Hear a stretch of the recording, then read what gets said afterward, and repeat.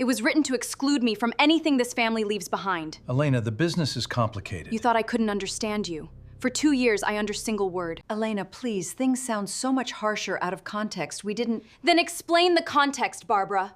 Explain what context makes consolation prize sound kind.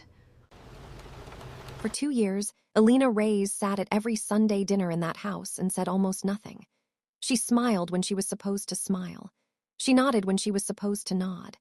The family believed she barely understood a word of English, so they spoke freely in front of her, about money, about her marriage, about things a wife should never have to hear said about herself at her own dinner table. They thought she couldn't understand them. They were wrong. And on the night she finally opened her mouth and repeated their exact words back to them, in perfect English, the entire family realized that the quiet woman they had underestimated for 2 straight years had heard absolutely everything. Before we dive deeper, let us know in the comments where you're watching from. We'd love to hear from you. And don't forget to hit that subscribe button so you never miss any of our upcoming videos. This is the story of a woman who let an entire family believe a lie, not because she was ashamed of who she was, but because the lie was the only thing protecting her from what they truly thought of her. It is a story about the questions every daughter-in-law eventually has to ask herself. Was she imagining the coldness, or was it real? Was she paranoid, or was she finally seeing clearly? And most of all, once she knew the truth about how her husband's family saw her, could she ever sit at that table again and pretend she didn't? Why would a grown woman, fluent, educated, capable, choose to hide something as simple as her own understanding of English from the people she was supposed to call family? What was she protecting herself from? And once she had heard enough, once she had collected enough proof of what they really believed about her, what was she planning to do with it? Because a woman who stays silent for 2 years is not a woman without a voice. She is a woman waiting for the exact right moment to use it. And by the end of this story, you will understand precisely why she waited as long as she did. Elena Reyes grew up the daughter of immigrants in a small town outside Sacramento, in a household where 2 languages lived side by side without conflict. Her mother spoke Spanish at home and English at the grocery store, at the bank, at every parent-teacher conference she ever attended, often within the same sentence. Elena grew up fluent in both, the kind of fluent that comes from necessity rather than a classroom, the kind where you learn to read a room in 2 languages before you learn to read a book in either one. By the time she reached high school, she was translating documents for her parents, arguing with insurance companies on their behalf, standing in rooms full of adults, and speaking with a confidence that made people forget how young she was. English was never her second language. It was simply one of the 2 homes her mind lived in. She met Nathan Cole during her 2nd year of graduate school, at a coffee shop near campus, where he worked mornings to help cover tuition. He was warm in a way that felt unforced, the kind of person who remembered small details from a single conversation and brought them up weeks later, as though he had been quietly paying attention the entire time. Their courtship was easy, unremarkable in the best possible sense, built on long conversations and the particular comfort of 2 people who genuinely liked spending time in silence together. When he introduced her to his parents, Richard and Barbara Cole, 18 months into the relationship, Elena remembers feeling nervous but hopeful. She had no reason yet to feel anything else. The first dinner at the Cole family home did not go badly, not in any way she could have pointed to directly. Barbara asked polite questions about Elena's background, her studies, her family. Richard mostly talked about his golf game and a home renovation he was overseeing. But Elena noticed something small that night, something she would only understand the full weight of much later. When she answered a question in clear, articulate English, she caught the briefest flicker of surprise cross Barbara's face, quickly smoothed over, quickly replaced with a polite smile. It was nothing, she told herself on the drive home. It was nothing worth mentioning to Nathan. She wanted so badly for it to be nothing. The wedding took place 2 years later, a modest ceremony that blended both families' traditions, and for a while, Elena genuinely believed she had found her place inside the Cole family. Barbara sent her recipes. Richard asked her opinion on investment decisions, the kind of question that felt like real inclusion. Holidays were warm, birthdays were remembered, and Alina allowed herself to relax into the idea that the flicker she had seen that first night had simply been her imagination working overtime, the natural nervousness of meeting a partner's parents for the first time. She wanted to believe that. For nearly a full year of marriage, she did believe it, completely and without reservation, the way you believe something because the alternative is too exhausting to consider. It was a phone call, overheard by accident on a Tuesday afternoon in early spring, that first cracked that belief open. Alina had come home early from work with a migraine, letting herself in quietly through the side door because Nathan's car was gone, and she assumed the house was empty. It was.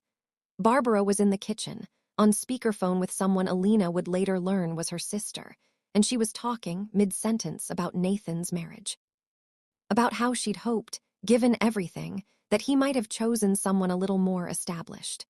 A little more, and here Barbara had paused, searching for a word she clearly considered kinder than the one she meant, a little more like us. Alina stood frozen in the hallway, migraine forgotten, listening to her mother-in-law describe her, in her own home, as a kind consolation prize. She did not walk into the kitchen. She did not confront Barbara that day, or that week, or for a long time after. Instead, something quieter and more calculated began to take shape in her mind, a decision she would return to and refine over the following months, one that would define the next 2 years of her marriage in ways none of the Coles could have predicted. The weeks that followed changed nothing on the surface. Alina still smiled at Sunday dinners, still complimented Barbara's cooking, still let Richard explain golf strategies she had no interest in. But privately, she began paying attention in a way she never had before, listening not just to what was said around her, but to what was said about her, in rooms where the Coles assumed she couldn't follow along closely enough to catch the nuance. She started answering questions a beat slower than usual, asking Nathan to translate simple phrases she had understood perfectly well since childhood, letting a small, quiet gap grow between what people believed she knew and what she actually did. It was not a plan yet. It was closer to an instinct, the kind that tells you to gather information before you decide what to do with it. Nathan noticed nothing unusual, which was, in its own way, the loneliest part of what came next. He loved his wife and he loved his parents, and it had never once occurred to him that those two loves might exist in tension with each other. He worked long hours at a logistics firm downtown, often coming home after the family dinners had already wound down into coffee and dessert, missing the small comments Alina was now cataloging in her mind like evidence in a case she hadn't yet decided to build. She never told him what she'd overheard that Tuesday afternoon. Some part of her worried he wouldn't believe his mother capable of it, and another part of her, the part she was least proud of, wanted to see how far the pattern would go before she said anything at all.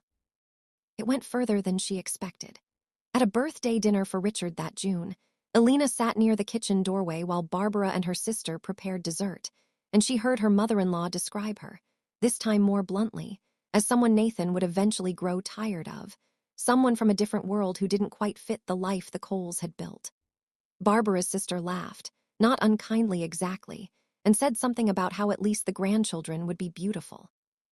Alina stood in the next room holding a stack of plates, her face arranged into the same pleasant, slightly distant expression she had perfected over the past several months, while inside her something settled into place with a kind of cold, quiet clarity. This was not a misunderstanding. This was not a bad day. This was who they believed her to be. By late summer, the pattern had become so consistent that Alina stopped waiting for it to prove itself an exception. Richard, it turned out, had opinions about the prenuptial agreement Nathan had never signed, opinions he voiced freely to his wife whenever Alina was in a room he assumed she couldn't fully follow. There was talk of the family's small business, a regional chain of hardware stores Richard had built from a single location, and whether Alina might someday try to involve herself in decisions that, in Richard's words, really weren't hers to weigh in on. There was talk, more than once, about whether Nathan had married too quickly, too young, without enough thought given to what a marriage like this might cost the family down the line. Alina absorbed every word and offered nothing in return except her practiced, patient silence. What made it harder to bear was not the cruelty itself, but the ordinariness of it, the way these conversations happened between casseroles and small talk about the weather, as though Alina's entire worth as a person could be assessed and dismissed in the time it took to set a table. She began keeping a private list on her phone, dates and rough quotes, not because she had decided what she would do with it, but because some part of her needed proof that she wasn't imagining the accumulation of these moments, that this was a real pattern and not a wound she was inventing out of insecurity. Every entry made the next dinner invitation a little harder to accept with a smile that still looked genuine. Nathan began to sense that something in his wife had shifted, though he couldn't name what it was. She grew quieter at family gatherings, more watchful, and when he asked if everything was all right between her and his parents, she told him it was fine, that she was just tired, that graduate work and her new job were taking more out of her than she expected. It wasn't entirely a lie. She was tired in a way that had nothing to do with her workload and everything to do with the exhausting arithmetic of pretending, twice a month, to be someone slightly less capable, slightly less aware, than the woman she actually was. She hated how easily the performance came to her. She hated more how much she was learning from it. The turning point arrived in October, at a dinner meant to celebrate Richard's 40th year running the family business, a milestone he had been anticipating for months. Extended family filled the house that night. Cousins and Aunts Alina had met only a handful of times, and the wine flowed a little more freely than usual. It was Barbara's cousin, a woman named Diane whom Alina barely knew, who finally said out loud what had apparently been discussed in private for months, that the family was quietly hopping Nathan, and Alina's marriage wouldn't last much longer, that everyone privately believed it had been a mistake born of loneliness on Nathan's part, rather than anything resembling real compatibility, and that once it inevitably ended, the family could finally stop pretending otherwise at every holiday. Alina was standing close enough to hear every word clearly, close enough that there was no possible way to convince herself later that she had misunderstood. She did not cry. She did not confront anyone at the table.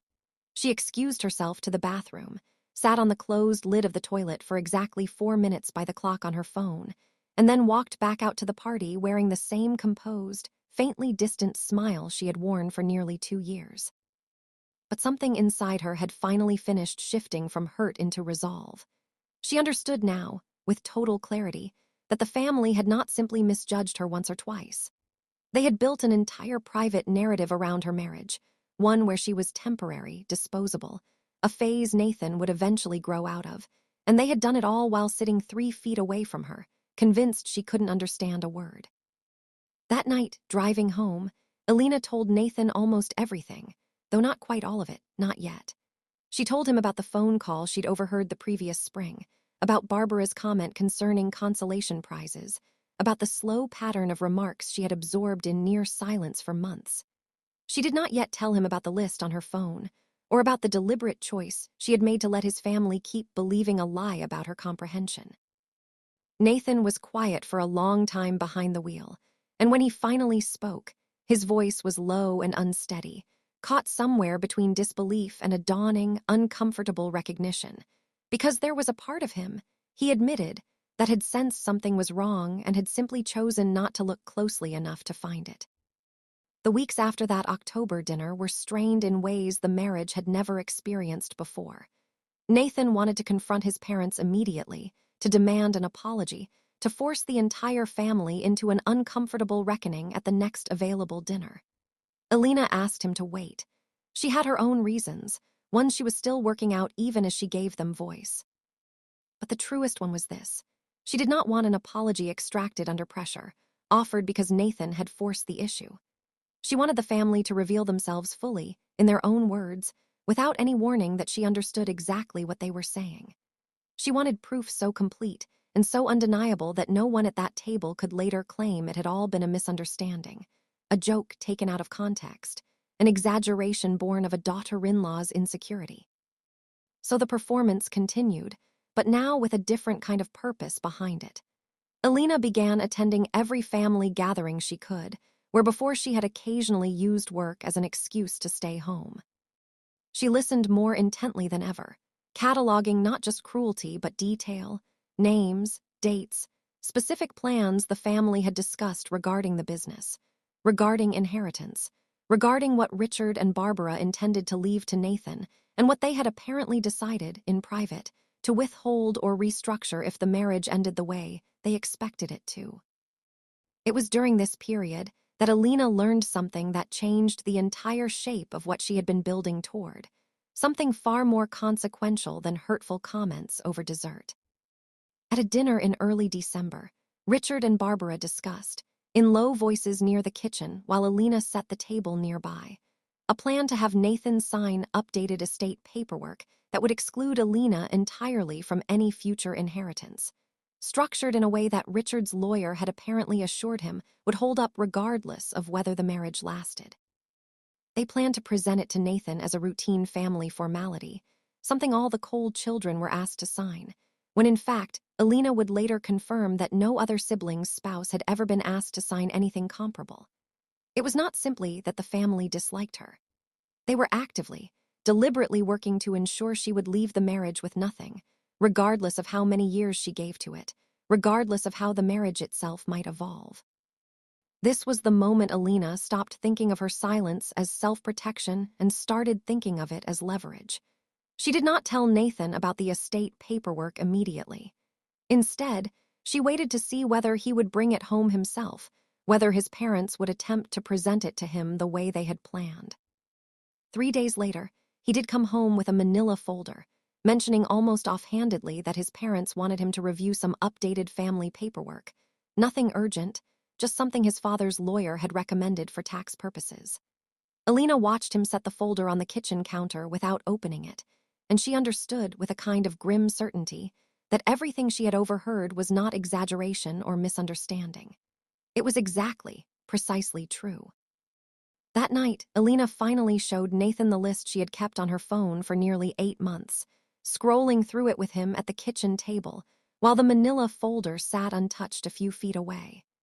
Date after date, quote after quote, a documented record of 2 years of comments his parents had made believing she couldn't understand a single word of them. She watched her husband's face change as he read, watched something in him that had always given his family the benefit of the doubt finally break under the weight of specifics he could no longer explain away. He asked her quietly why she hadn't told him sooner, why she had let it go on for so long without saying anything. Alina told him the truth. She had needed proof large enough that no one could argue with it, and now, finally, she had it. They decided together, that night, exactly how the truth would come out, and they decided it would happen at the next family dinner, scheduled for the following Sunday, the same dinner where Richard intended to formally present the estate paperwork for Nathan's signature.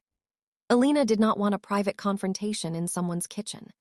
She wanted the entire family present, the same audience that had spent 2 years speaking freely in front of her, to witness the moment she stopped pretending. Nathan agreed, though he asked her more than once over the following days if she was certain, if she wanted to do this quietly instead, in a way that might preserve some fragment of the relationship with his parents. Alina told him, gently but without hesitation, that quiet had never once worked in her favor. Sunday arrived with an ordinary, deceptive calm. The family gathered as they always did, Barbara in the kitchen finishing a roast, Richard pouring wine and discussing the store's fourth quarter numbers, cousins drifting in and out with the same casual warmth Alina had learned, over 2 years, never fully to trust. The manila folder sat on the sideboard near the dining table, and partway through the meal, Richard mentioned it, sliding it toward Nathan with the same offhand tone he'd used to describe it days earlier, calling it routine paperwork, nothing that needed much discussion. Alina watched her husband's hand rest on the folder without opening it, watched him glance at her once, a silent question she answered with the smallest possible nod. Nathan set the folder down unopened and said, in a voice steadier than Alina had expected, that before anyone signed anything, there was something the family needed to hear. He looked at his wife, and Alina, for the first time in 2 years, spoke at that table in English so clear and so unmistakably fluent that the room fell into an immediate, stunned silence. She repeated, word for word, the phone call from that spring afternoon, the comment about consolation prizes. She repeated Diane's remark from October about the family hoping the marriage wouldn't last. She repeated, finally, the conversation about the estate paperwork, the deliberate plan to exclude her from any future inheritance while calling it routine formality. Barbara's wine glass stopped halfway to her mouth. Richard's face drained of color in a way Alina had never once seen it do. The silence that followed lasted longer than any silence Alina had ever sat through at that table. And this time, she was the one who finally broke it, asking, quite calmly, whether anyone wanted to explain to her exactly what part of those conversations had been a misunderstanding. Barbara attempted, weakly, to say that things had been taken out of context, that families said things they didn't fully mean, that Alina surely understood how casual dinner conversation could sound harsher than it was intended. Alina did not raise her voice. She simply asked Barbara to explain, in that case, what context could soften the specific phrase consolation prize, or the specific plan to exclude her by name from paperwork no other sibling's spouse had ever been asked to sign. Barbara had no answer that survived contact with the actual words she had used.